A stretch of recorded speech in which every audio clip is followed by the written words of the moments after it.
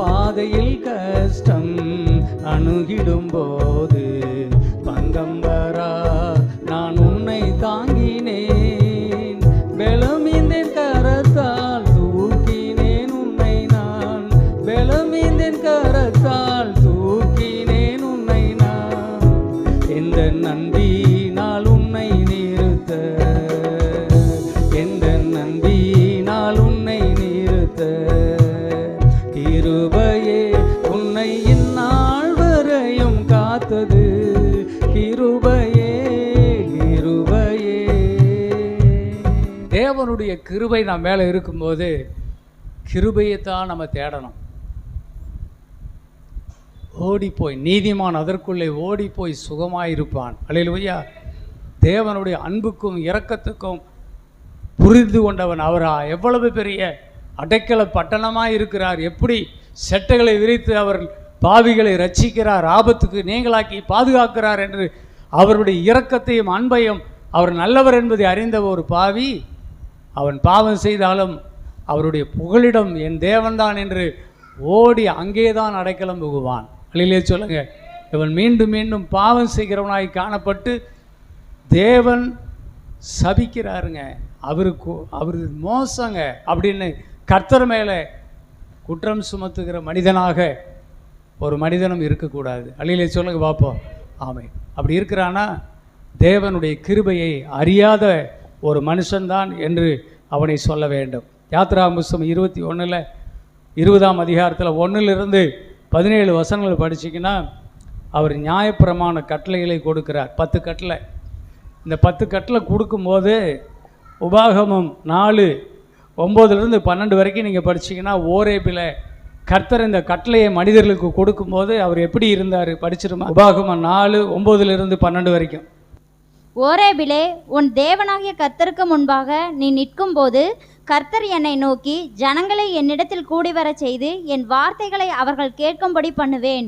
அவர்கள் பூமியில் உயிரோடு இருக்கும் நாளெல்லாம் எனக்கு பயந்திருக்கும்படி அவைகளை கற்றுக்கொண்டு தங்கள் பிள்ளைகளுக்கும் போதிக்க கடவர்கள் என்று சொல்லிய நாளில் உன் கண்கள் கண்ட காரியங்களை நீ மறவாதபடிக்கும் உன் ஜீவனுள்ள நாளெல்லாம் அவைகள் உன் இருதயத்தை விட்டு நீங்காதபடிக்கும் நீ எச்சரிக்கையாயிருந்து உன் ஆத்துமாவை ஜாக்கிரதையாய் காத்துக்கொள். அவைகளை உன் பிள்ளைகளுக்கும் உன் பிள்ளைகளின் பிள்ளைகளுக்கும் அறிவிக்க கடவாய். நீங்கள் சேர்ந்து வந்து மலையின் அடிவாரத்தில் நின்றீர்கள். அந்த மலையில் வானத்தை அளாவிய அக்கினி எரிய இருளும் மேகமும் அந்தகாரமும் சூழ்ந்தது. அந்த அக்கினியின் நடுவிலிருந்து கர்த்தர் உங்களோடே பேசினார். வார்த்தைகளின் சத்தத்தை நீங்கள் கேட்டீர்கள். அந்த சத்தத்தை நீங்கள் கேட்டதே அன்றி ஒரு ரூபத்தையும் காணவில்லை. நீங்கள் கைக்கொள்ள வேண்டும் என்று அவர் உங்களுக்கு கட்டளையிட்ட 10 கற்பனைகளாகிய தம்முடைய உடன்படிக்கையை அவர் உங்களுக்கு அறிவித்து அவைகளை 2 கற்பலகைகளில் எழுதினார். நீங்கள் சுதந்திரித்து கொள்ளப் போகிற தேசத்தில் நீங்கள் கைக்கொள்ள வேண்டிய கட்டளைகளையும் நியாயங்களையும் உங்களுக்கு போதிக்க வேண்டும் என்று அக்காலத்திலே கர்த்தர் எனக்கு கட்டளையிட்டார். சரி, அதே யாத்ராகமம் 20 18, 19, 20 3 வசனம். ஜனங்கள் எல்லாரும் இடி முழக்கங்களையும் மின்னல்களையும் எக்கால சத்தத்தையும் மழை புகைகிறதையும் கண்டார்கள். அதை கண்டு ஜனங்கள் பின்வாங்கி தூரத்திலே நின்று மோசேயை நோக்கி, நீர் எங்களோடு பேசும், நாங்கள் கேட்போம். தேவன் எங்களோடு பேசாதிருப்பாராக, பேசினால் நாங்கள் செத்துப்போவோம் என்றார்கள். மோசே ஜனங்களை நோக்கி, பயப்படாதிருங்கள், உங்களை சோதிப்பதற்காகவும் நீங்கள் பாவம் செய்யாதபடிக்கு தம்மை பற்றும் பயம் உங்கள் முகத்திற்கு முன்பாக இருப்பதற்காகவும் தேவன் எழுந்தருளினார் என்றான். சரி, தேவன் எழுந்தருளினார், அதான் உங்களுக்கு ஒரு பயம். பார்த்த உடனே அலறி செத்தவன் போல் ஆயிட்டானுங்க, எல்லாருமே நடுங்கிறாங்க. ஏன்னா அந்த சீனாய் மலையில் அக்னி வானத்துக்கு பூமிக்கும் அப்படியே காரு இருளாக இருந்துச்சு. திடீர்னு ஒரு புகைக்காடாய் அக்னி தோண்டி புகைக்காடாய் அதெல்லாம் மாறிடுச்சு. அந்த அக்னி நடுவில் இருந்து கர்த்தர் பேசுகிறாரு பாருங்க. அவர் பேச்சை கேட்கும்போது அப்படியே ஒரு பயங்கரமான சத்தம், இடி மின்னல் போல் அவருடைய சத்தம். அதை கேட்ட பொழுது கொலையெல்லாம் நடுங்குது. அந்த மலையை சுற்றி இருந்த இஸ்ரவேல் ஜனங்கள் எல்லாரும் பயந்து நடுங்கி, ஐயோ மோசே அவர் பேச வேண்டாம், அவர் பேசினா நாங்கள்லாம் செத்து போயிடுவோம், அதனால் நீ போ, அவர்கிட்ட போய் அவர் என்ன சொல்கிறாருன்னு கேட்டுட்டு அவர் என்ன சொல்கிறார் அதை எங்ககிட்ட வந்து சொல்லு, நாங்கள் அதன்படி நாங்கள் செஞ்சுக்கிறோம், எங்களால் அவர்கிட்ட அவர் பேச எங்களால் கேட்க முடியலன்னு சொல்லிட்டாங்க. தேவன் ஒரு விதத்தில் அன்புள்ளவராய் பாசமுள்ளவராய் பாவம் செய்யாத போது பிள்ளைகளை தேடி வந்தபோது இவங்களுக்கு எந்த பயமே இல்லை. ஆனால் எப்போ பாவம் செஞ்சாங்களோ இப்போ தேவன் கிட்ட வந்தால் கூட இவங்களால் சேர முடியல. அதனால தான் வேதம் சொல்லுது, அவர்கிட்ட ஒன்றும் கிடையாது, அவர் உங்கள் பாவங்கள் தான் அவர் உங்களுக்கு. ஏசாயா 59:1-2 என்ன சொல்லுது?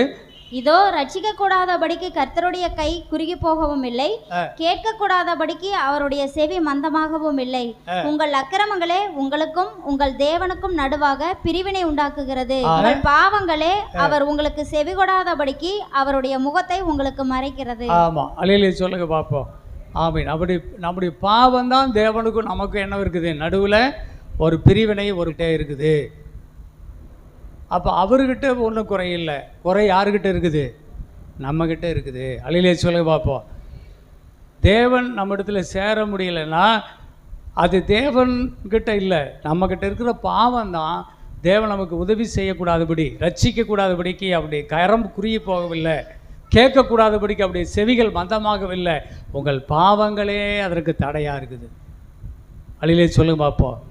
நல்லா புரிஞ்சுக்கணும், உங்கள் பாவங்கள் தான் கர்த்தர் சொல்லிக்கிறார். அப்போது அருமையான தேவ பிள்ளைகளை புரிந்து கொள்ளணும். அப்போ கர்த்தர் யார்? அவர்கிட்ட பாவமே இல்லை. அவர் தாங்க என்னை சபிக்கிறாரு. இந்த பாஸ்டர் என்னை சபிக்கிறாருங்க. இந்த கர்த்தர் வந்து சபிக்கிறாருங்க. சாபமான வசனத்தை பாருங்கள், இத்தனை வசனத்தை எழுதி வச்சிருக்கிறார். இந்த கடவுளோட யாருங்க சேர்ந்து வாழ முடியும்? சபிக்கிறாருங்க, கடவுள் சபிக்கிறாருங்க. இந்த பால் பாஸ்டர் அதை எடுத்து படித்து ஸ்கால்பிக்கும் போது எங்களுக்கெல்லாம் சாபம் விடுற மாதிரி இருக்குதுங்க.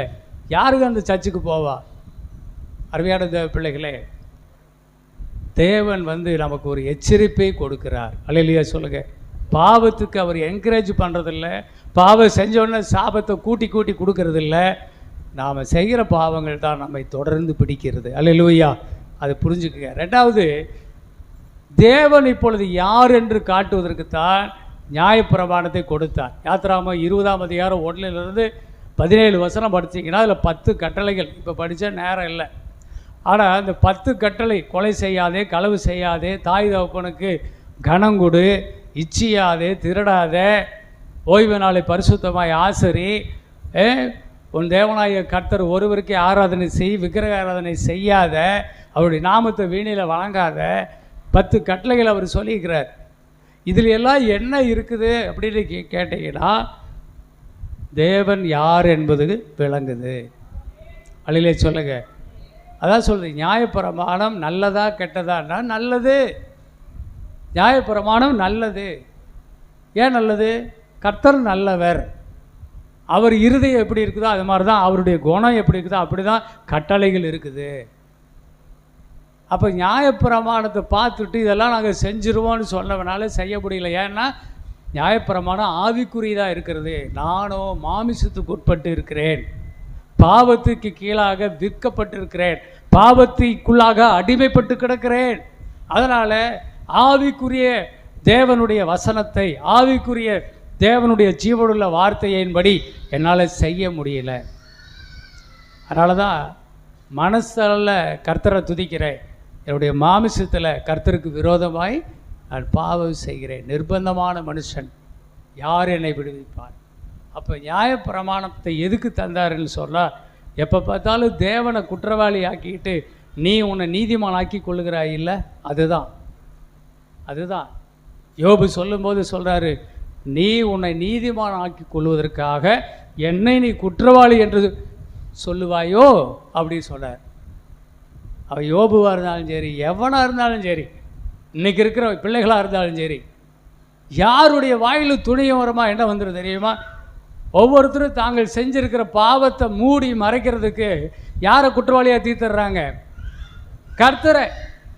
ஏனுங்க இந்த கர்த்தருக்கு தெரியாதுங்களா? அந்த கர்த்தரை ஏங்க நாங்கள் விட்டார்? இவர் தாங்க தப்பு பண்ணுறாரு. என்னை நடத்த வேண்டியதானே.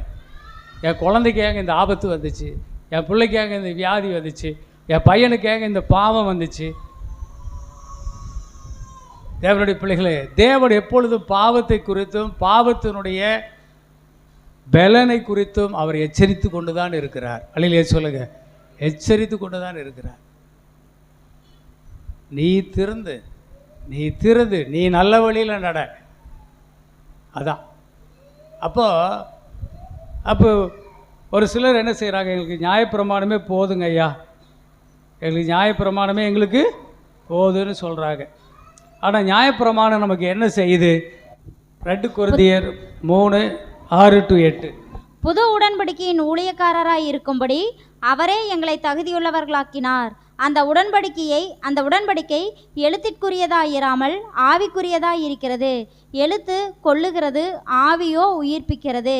எழுத்துக்களினால் எழுதப்பட்டு கற்களில் பதிந்திருந்த மரணத்திற்கேதுவான ஊழியத்தை செய்த மோசேயினுடைய முகத்திலே மகிமை பிரகாசம் உண்டானபடியால் இஸ்ரவேல் புத்திரர் அவன் முகத்தை நோக்கி பார்க்கக்கூடாதிருந்தார்களே.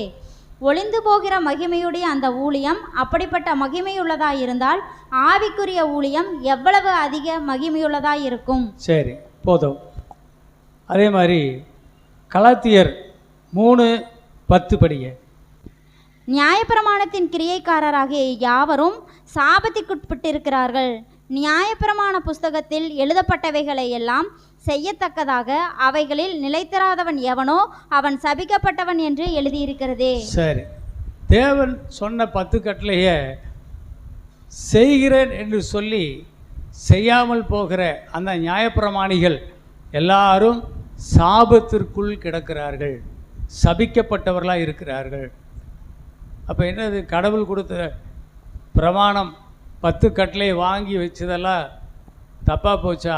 ஆமாம், அதை வாங்கி வச்ச அதை நீ கீழ்ப்படியாது போனதுனால அதெல்லாம் உனக்கு என்னவா இருக்குது? இப்போது சாபமாய் மாறுது. நியாயப்பிரமாணம் யாரையும் மீட்கிறதில்லை, மன்னிக்கிறதில்லை, அவர்களை குற்றவாளி என்று தீர்த்து அவர்களுக்கு மரண தண்டனை கொடுக்கிறது. அதுதான் சாபமாய் அவனுக்கு இருக்குது அப்படின்னு கர்த்தர் சொல்கிறார். அப்போது அருமையான தேவ பிள்ளைகளே, நியாயப்பிரமாணத்தின் கிரியைக்காரர்களாய் இருந்தவங்க, இயேசு கிறிஸ்து வர்றதுக்கு முன்னாடி வரைக்கும் இருந்தவங்க எல்லாருமே நியாயப்பிரமாணத்தின் கீழ் இருந்தவர்கள் தான். அப்போ அந்த பிரமாணம் என்ன செய்யலை? 10 கட்டளைகள் அவனை ரசிக்கலை. அப்போ அவங்களுக்கு புதியாக ஒரு பிரமாணம் தேவைப்பட்டுச்சு.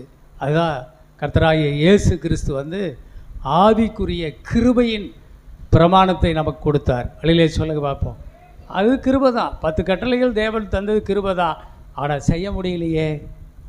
செய்ய முடியாமல் மனுஷன் பாவத்திற்குள்ளாகி சாபத்துக்கு கீழே அடைக்கப்படுகிறானே, தண்டிக்கப்படுகிறானே.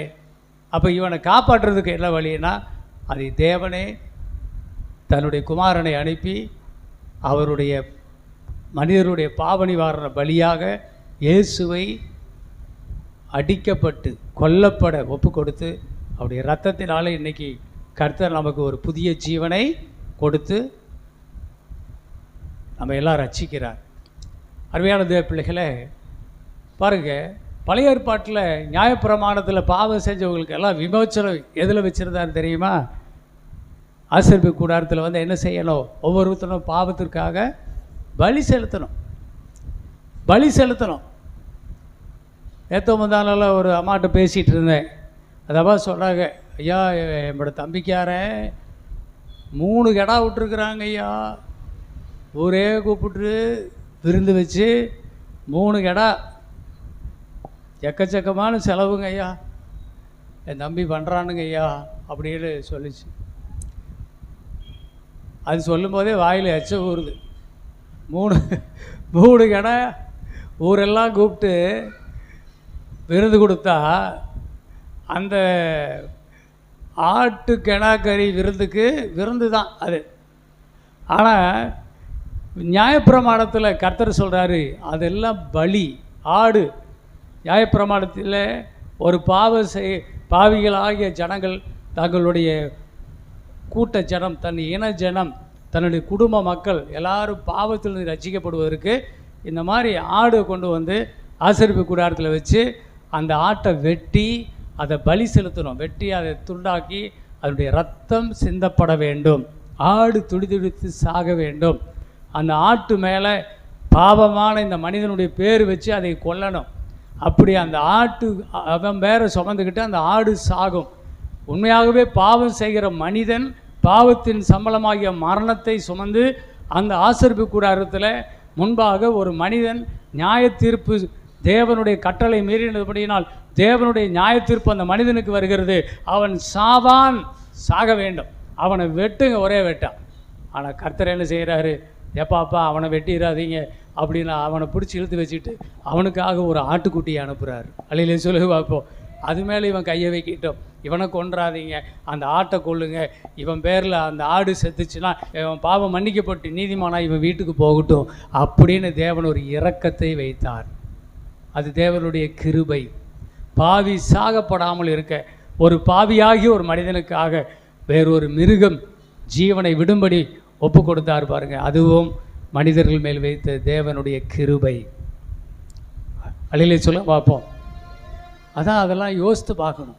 அப்போ ஒரு ஆட்டுக்கு கெடா வெட்டுக்கு ஒருத்தன் கூப்பிட்றான்னா போகும்போது ஒவ்வொரு மனிதனுடைய உள் உணர்வும் என்ன சொல்லணும், இன்றைக்கி பாவம் செஞ்ச ஒரு மனுஷனுக்காக பாவமில்லாத ஒரு ஆடு ரத்தம் சிந்த போகுது, அந்த ரத்தத்தினால அவன் குடும்பம் நம்ம குடும்பக்கெல்லாம் இன்றைக்கி ஒரு ரட்சிப்பு வருது, வா போய் சாமி கும்பிட்டு வரலாம். இப்படி வந்தால் பரவாயில்ல. இப்படி வரணுன்னு தான் கர்த்தர் அந்த பிரமாணத்தை வச்சார். இன்றைக்கி வாயில் எச்சி ஊறிட்டு போகிறான். கெடா வெட்டலையா, இன்னும் என்ன பண்ணிகிட்டு இருக்கிறான், சோறா இப்போ என்ன குழம்பு வைக்கலையா, வாசம் பிடிச்சிட்டே உட்காந்துருக்கிறான். எங்கே சாமி கும்பிட்றானுங்க? அதனுடைய பிரமாணத்தினுடைய அந்த முறைகளே என்ன செய்யலை, இவனுக்கு விளங்கலை. அருமையான தேவப்பிள்ளைகளே, அதான் ஏசாயா 53:10 சொல்கிறார். ஏசாயா 53:10 படிங்க. கர்த்தரோ அவரை நொறுக்க சித்தமாகி அவரை பாடுகளுக்கு உட்படுத்தினார். அவருடைய ஆத்துமா தன்னை குற்ற நிவாரண பலியாக ஒப்பு கொடுக்கும் போது அவர் தமது சந்ததியை கண்டு நீடித்த நாளாயிருப்பார். கர்த்தருக்கு சித்தமானது அவர் கையினால் வாய்க்கும். அங்கே வாசிக்கிறோம். கர்த்தர் இப்போ என்ன செய்கிறாரு, அந்த அன்னைக்கு ஒரு ஆடு கொடுக்க சொன்னார். இப்போ என்ன சொல்கிறாரு, கர்த்தரோ தன்னுடைய குமாரனாகிய இயேசுவை நொறுக்க சித்தமானார். அல்லையிலே சொல்லுங்க பார்ப்போம். தேவன் தன்னுடைய குமாரனை கொல்லுவதற்கு ஒப்பு கொடுத்தாரு பாருங்க. அதுதாங்க நம்ம மேலே அவர் வச்சிருக்கிற கிருபை. அதான் கிருபை. இதை ஒரு நாள் ஈசாக்கு இருக்கான்ல, ஈசாக்கு ஆபிரகாம் அண்ணன் இஸ்மவேலை அனுப்பிச்சி விட்டுருவான். அப்போ ஈசாக்கு அந்த ஒரு ஆட்டுக்குட்டியை மந்தையிலேருந்து ஒரு ஆட்டுக்குட்டியை செல்லமாக வச்சுருப்பான். அந்த ஆட்டுக்குட்டியை கொஞ்சிக்கிட்டே இருப்பான். எப்போ பார்த்தாலும் அதை எடுத்துகிட்டு வருவான். அவங்க அப்பாட்டு வருவான். அப்பாம்பான். ஈசாக்கு ஏன் இன்றைக்கி முகம் ரொம்ப சோர்வாக இருக்குதுன்னா, ஆமாப்பா அப்படிமா. என்ன அப்படின்னு கேட்கும்போது, அண்ணன் உங்க கூட இல்லைன்னு தானே நீ வருத்தப்படுற? ஆமாப்பா. அப்படி அண்ணனுக்கு எதாவது ஆயிருமோன்னு பயப்படுறியா? ஆமாப்பா. அப்போது அண்ணனை ஆண்டவர் காப்பாற்றிட்டோம், நம்ம போய் ஒரு பலி செலுத்தலாமா? ஆண்டவருக்கு ஒரு பலி செலுத்தணும்னா அண்ணனை ஆண்டவர் காப்பாற்றிக்குவார் அப்படின்னு சொல்கிறான். ஆபிரகாம் ஈசாக்கு சொல்கிறான். சரிப்பா, நான் மந்தையில் போய் ஒரு ஆடு பிடிச்சிட்டு வரட்டுமா அப்படின்னு கேட்குறான். அப்போ ஆபிரகாம் சொல்கிறாரு, எதையாவது ஒரு ஆட்டை பிடிச்சிட்டு அப்படி பலி கொடுக்கறது அல்ல, உனக்கு அந்த மந்தையிலேயே உனக்கு ரொம்ப பெஸ்ட்டாக தெரிகிறது, ரொம்ப நல்லதாக தெரிகிறது, கொழுமையானது, செழுமையானதை, நல்ல முதல் தரமானது, நேர்த்தியானதை, உன் உயிர் போல் நீ நேசிக்கிறத நீ எடுத்துகிட்டு கர்த்தருக்கு என்ன செய்யணும், பலி கொடுக்கணும் அப்படின்னு சொல்லுவான். அப்படி சொல்லும்போது, அப்படியாப்பா அப்படின்னு மெல்லுவான். மென்னுக்கிட்டு தான் கையில் இருக்கிற ஆட்டை இப்படி பார்ப்பான். ஐயோ, இது எனக்கு ரொம்ப பிடிக்குமே, இப்போ இதை நம்ம எத்தனை முத்தம் கொடுத்து தினம் முத்தம் கொடுத்து இதை வளர்த்துறனே, இப்போ இதையை கொல்லணுமா, எங்கள் அண்ணனுக்காக நான் இதையே கொல்லணுமா அப்படின்னு அந்த ஆட்டை அவனால் கொடுக்க முடியாது. அவன் திணறுவான். அப்படி திணறும்போது, கஷ்டமாக இருக்குதா அப்படின்னு கேட்பான். ஆமாப்பா. இதை நீ ரொம்ப நேசிக்கிறியா? ஆமாப்பா. இப்போ அது உனக்கு கொடுக்க மனசு வரலையா? ஆமாப்பா. சரி, அப்போ இன்னொரு நாளைக்கு கொடுத்துர்லாம், சரி போ அப்படின்றவார். அப்போது அதில் ஒரு முக்கியமான ஒரு கருத்து சொல்லித்தரார். நீ ரொம்ப அதிகமாய் நீ விரும்பி நேசிக்கின்ற ஒரு ஆத்துமா உனக்காக கொல்லப்படும் போது தான் அந்த பாவம் நிவர்த்தி ஆகும். இதை ஆபிரகாமுக்கே ஆண்டவர் சொல்லித்தரார். எப்படி சொல்லித்தராருன்னா, ஆதியாகமம் 22 சொல்லித்தராரு. ஆபிரகாமே, உன் ஏக சுதனும் ஒரே பேரான குமாரனும் உன் நேசபுத்திரனுமாக இருக்கிற உன் மகன் ஈசாக்கை கொண்டு மோரியா மலையில் வைத்து எனக்கு பலி கொடு அப்படின்னார். எப்படி இருக்கும் பாருங்க. அழிலே சொல்லுங்க. அப்போ பலி கொடுக்கறதுன்னா கிடக்கிறது இங்கே போகிற மாதிரி போயிடக்கூடாது. பலி கொடுக்கறதுன்னா என்னது? தன் ஜீவனை, தன் நேசிக்கிற தன் ஒரே பேரான குமாரனை, தன் ஏக சுதனை நான் தன் ஆசையாக பெற்றெடுத்து அவனை வளர்த்து ஒரு ஆளாக்கி இன்னைக்கு அவனை கொண்டு வந்து நீயே உன் கையால் அவனை கொல்லு, அந்த ஜீவனுக்கு பதிலாக உன்னை நான் ஆசீர்வதிக்கிறேன் அப்படின்னு சொன்னா எப்படி இருக்கும் பாருங்க. சரியாண்டவரே, பலி கொடுக்கறது என்னன்னு ஆபிரகாமுக்கு நல்லா தெரியும். அல்லையிலே சொல்லுங்க, நல்லா தெரியும். அவன் எப்பொழுதெல்லாம் தேவன் தன்னிடத்தில் பேச வேண்டும் என்று ஆசைப்படுவானோ அப்போல்லாம் இந்த மாதிரி ஒரு பலியை தான் கொண்டு வந்து அவன் கர்த்தருக்கு முன்பாக பலி செலுத்துவான். உடனே ஆண்டவர் வருவார். அதான் ஈசாக்கு தன்னுடைய குமாரர்கள் தன்னுடைய பிள்ளைகளுக்கு அதை சொல்லி கொடுத்தான். இப்போ அவனுக்கே ஒரு பெரிய சோதனையாக அவன் குமாரனையே கொல்லக்கூட சொன்னார். அவன் கீழ்ப்படிஞ்சான். அவன் வாளை எடுத்து கத்தி எடுத்து அந்த குழந்தையை வெட்ட அவன் ஓங்கின போது கர்த்தர் சொன்னார், ஆபிரகாமே, பிள்ளையாண்டர் மேல் உன் கத்தியே போடாத. அவன் உன் ஏகசுதன், ஒரே பேரான குமாரன், உன் நேசகுமாரன் என்று நீ தெரிந்தும் எனக்கு கீழ்ப்படிஞ்ச பார்த்தியா?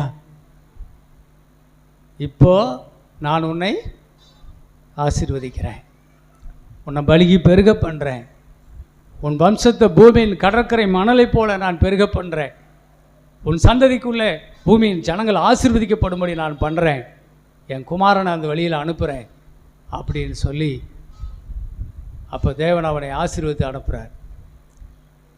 உடனே அடுத்தது அந்த பலிபீடத்திலேருந்து ஒரு ஆடை என்ன செய்ய முடியாது, சும்மா எடுத்துகிட்டு போக முடியாது, மறுபடியும் ஒரு ரத்தம் சிந்திட்டு தான் போகணும். அப்போ முள்ளிலே அகப்பட்டிருக்கிற ஒரு ஆட்டுக்குட்டியை காட்டி அந்த ஆட்டை எடுத்துகிட்டு வந்து அவன் பலி செலுத்தினான். அதுதான் வெளிப்படுத்தல் 8ஆம் அதிகாரத்தில் 13ஆம் வசனம் நினைக்கிறேன். அங்கே சொல்லியிருக்கிறது, உலகத் தோற்றத்துக்கு உண்மை நமக்காக முள்ளில் அகப்பட்ட ஒரு ஆட்டுக்குட்டி தான் இயேசு கிறிஸ்து. அழிலே சொல்ல பார்ப்போம். ஆமென். உங்களுக்காக முன்குறிக்கப்பட்டவர் அவர் வருவார். அவர் வந்து உன் தலையை நசுக்குவார், நீ அவர் குதியங்காலை நசுக்குவாய் என்று சொல்லப்பட்ட அந்த தேவகுமாரனை நான் அனுப்புவேன். அதற்கு இப்பொழுது நீ செய்த இந்த காரியம் இது ஒரு உணர்வுள்ள காரியம், இது உண்மையுள்ள ஒரு காரியம், இது பலினா என்ன என்பதை குறித்து ஒரு அர்த்தமுள்ள ஒரு காரியம். அதை நீ தெரிந்து விசுவாசித்து எனக்கு கொடுக்க சித்தமான இல்லை. இதுதான் தகப்பன். நீ அநேக ஜாதிகளுக்கு நீ யாராயிருப்பாய்? தகப்பன். நானும் உனக்கு தகப்பனாய் இருக்கிறேன். நானும் இந்த பூமியில் இருக்கிற சகல ஜனங்களுக்கு தகப்பனாய் இருக்கிறேன்.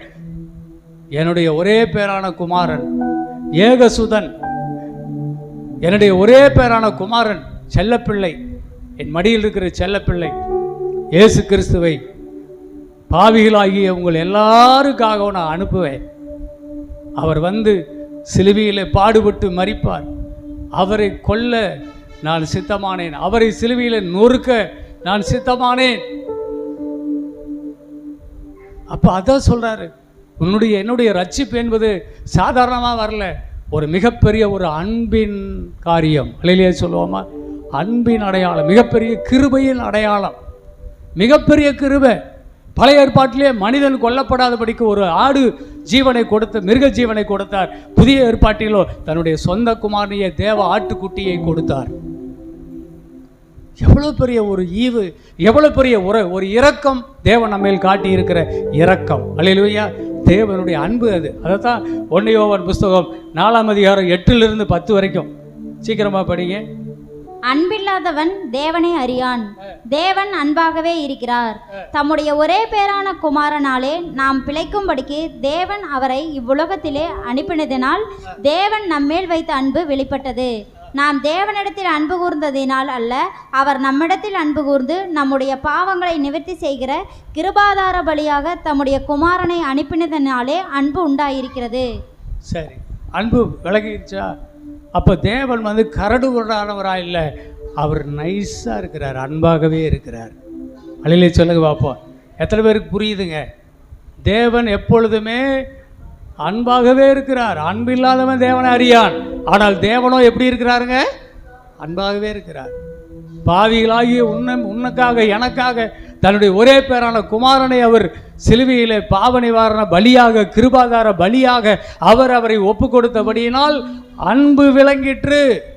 யாருடைய அன்பு? தேவனுடைய அன்பு விளங்கிற்று. இன்னைக்கு இந்த கடவுள் எனக்கு என்னையா செஞ்சார்? இவருக்கு நான் அன்பு கூற, இவரை நான் போய் சேவிக்கிறதுக்கு, இவரை நான் வணங்குவதற்கு இவர் யாரு அப்படின்னு கேட்டுட்டு இருக்கிறா. நீ உள்ள உட்காரு, சர்ச்சில் உட்காரு, இந்த வசனங்களை தியானி. நீ இப்போ கேட்டுட்டு போனாலும் மறுபடியும் இதை பற்றி தியானிச்சு கொண்டே இரு. இவரை மாதிரி உண்மையில் அன்பு கூர்ந்தவர்கள் யாருமே இல்லை. சொல்ல மாட்டேங்கிறீங்களே? அன்பு உள்ள கூர்ந்தவர் யாருமே இல்லை. அதனால தான் இப்போ அவர் அவர்கிட்ட கேட்குறாரு. மல்கியா புஸ்தகம் 1:6 படிக்க. குமாரன் தன் பிதாவையும் ஊழியக்காரன் தன் எஜமானையும் கனம் பண்ணுகிறார்களே, நான் பிதாவானால் என் கனம் எங்கே? நான் எஜமானனானால் எனக்கு பயப்படும் பயம் எங்கே என்று சேனைகளின் கர்த்தர் தமது நாமத்தை அசட்டை பண்ணுகிற ஆசாரியர்களாகிய உங்களை கேட்கிறார். அதற்கு நீங்கள் உமது நாமத்தை எதனாலே அசட்டை பண்ணினோம் என்கிறீர்கள்? என் பீடத்தின் மேல் அசுத்தமான அப்பத்தை படைக்கிறதுனாலேயா? ஆனாலும் உம்மை எதினாலே அசுத்தப்படுத்தினோம் என்கிறீர்கள். கர்த்தருடைய பந்தி எண்ணமற்று போயிற்றென்று நீங்கள் சொல்லுகிறதினாலேயே. நீங்கள் கண் ஊனமானதை பலியிட கொண்டு வந்தாலும் அது பொல்லாப்பல்ல. நீங்கள் கால் ஊனமானதையும் நசல் பிடித்ததையும் கொண்டு வந்தாலும் அது பொல்லாப்பல்ல என்கிறீர்களே. அதை நீ உன் அதிபதிக்கு செலுத்து, அவன் உன்மேல் பிரியமாயிருப்பானோ, உன் முகத்தை பார்ப்பானோ என்று சேனைகளின் கர்த்தர் கேட்கிறார். இப்போதும் தேவனுடைய சமூகத்தை நோக்கி கெஞ்சுங்கள், அப்பொழுது நம்மேல் இறங்குவார். இது உங்களாலே வந்த காரியம், அவர் உங்களை அங்கீகரிப்பாரோ என்று சேனைகளின் கர்த்தர் கேட்கிறார். உங்களில் எவன் கூலி இல்லாமல் கதவுகளை பூட்டுவான்? என் பலிபீடத்தின் மேல் அக்கினியை கூலி இல்லாமல் கொளுத்தவும் மாட்டீர்கள். உங்கள் பேரில் எனக்கு பிரியமில்லை என்று சேனைகளின் கர்த்தர் சொல்லுகிறார்.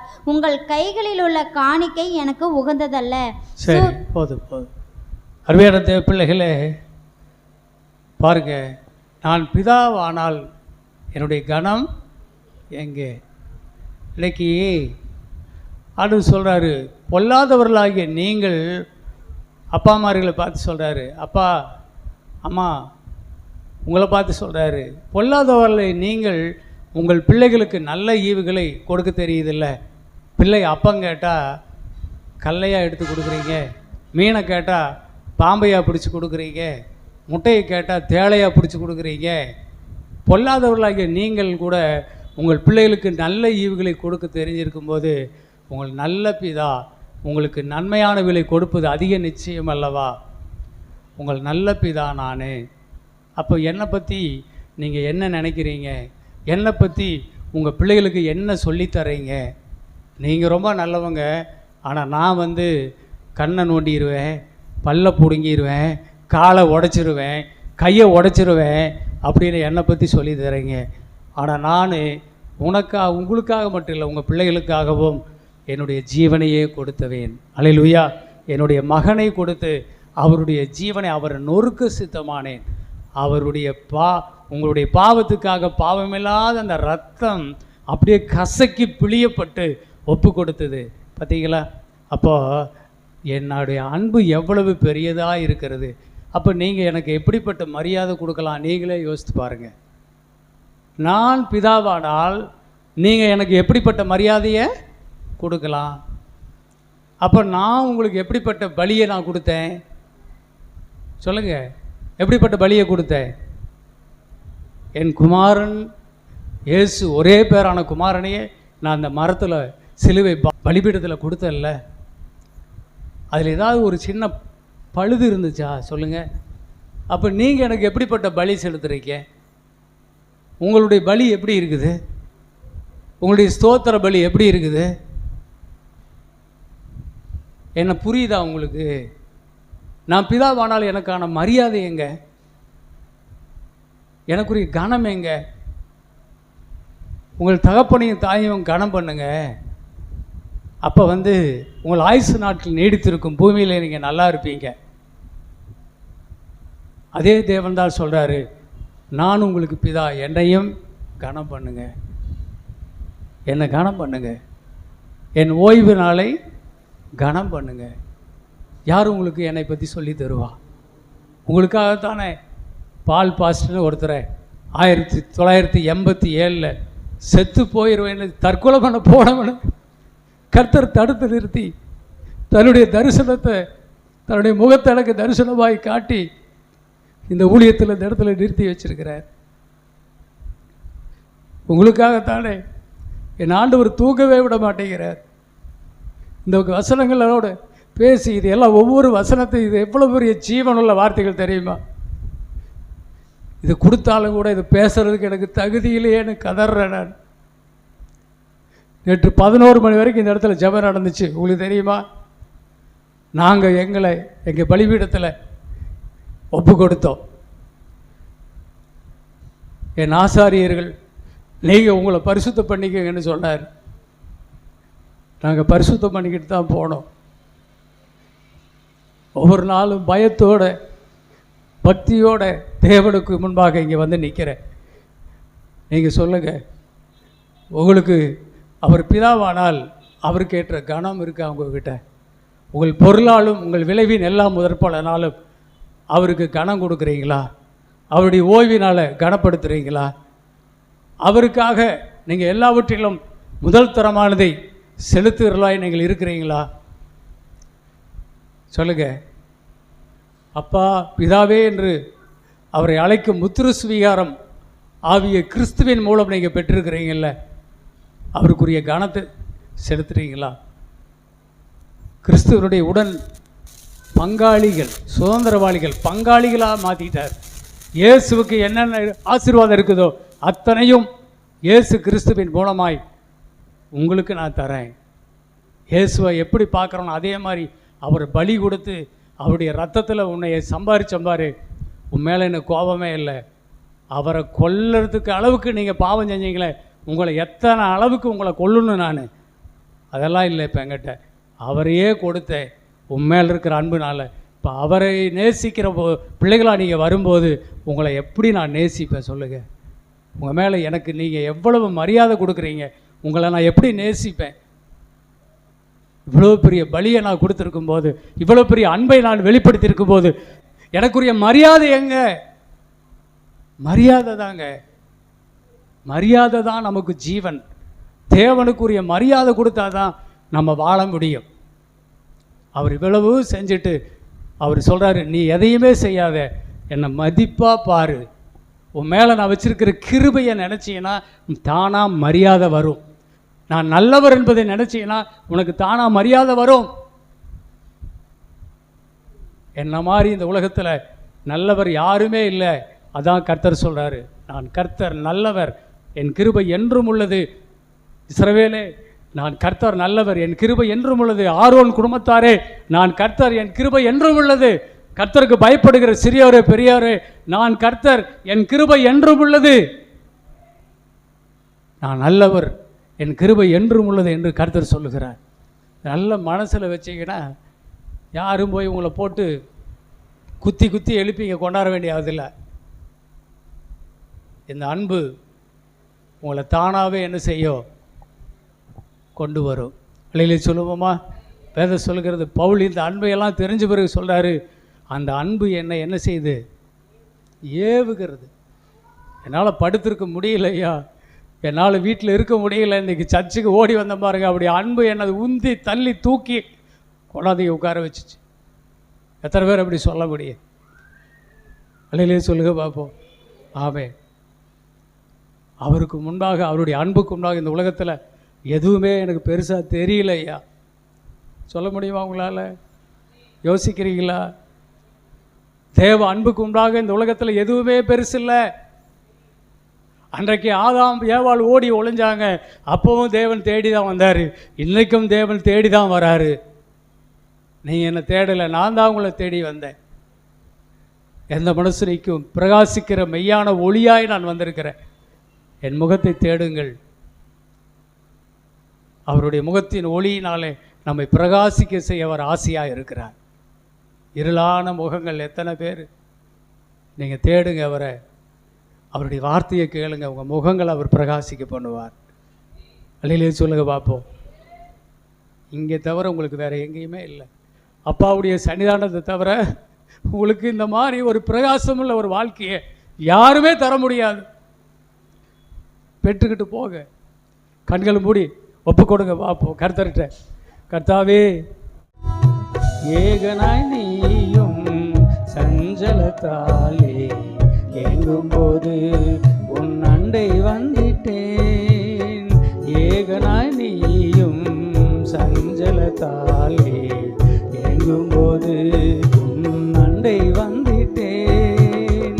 ஏற்றனல் துணையே ஈந்திட்டேன் அல்லோ நான், ஏற்றனல் துணையை ஈந்திட்டேன் அல்லோ நான்.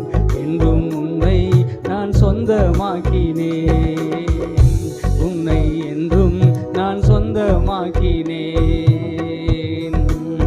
கிருபையே உன்னை இந்நாள் வரையும் காத்தது, என் கிருபையே கிருபையே.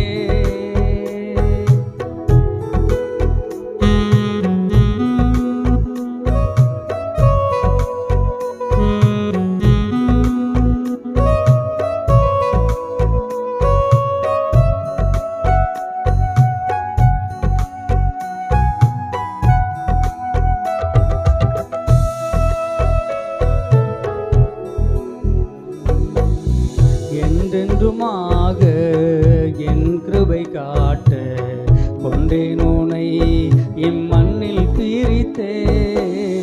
என்றென்றுமாக என் கிருபை காட்ட கொண்டேன் உன்னை இம்மண்ணில் பிரித்தே. என்னரும் மகனே காப்பேனே உன்னை நான், என்னரும் மகளே காப்பேனே உன்னை நான். உன் தந்தை நான் உன்னை விடேனே, உன் தந்தை நான் உன்னை விடேனே. என்னரும் மகனே காப்பேனே உன்னை நான், என்னரும் மகளே காப்பேனே உன்னை நான். உன் தந்தை நான் உன்னை விடேனே, உன் தந்தை நான் உன்னை விடேனே. கிருபையே உன்னை